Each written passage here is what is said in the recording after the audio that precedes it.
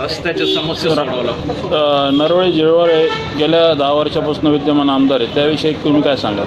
200 बघा किती वर्षापासून आम्हाला आमच्या समस्या काय रस्त्याची काहीच नाही। रस्त्याचे किती हाल आहे बघा तुम्ही। त्रास किती नगरपंचायती म्हणते आमच्याकडे नाही, हे म्हणते आमच्याकडे नाही। सांगा तरी कोणाकडे असतो?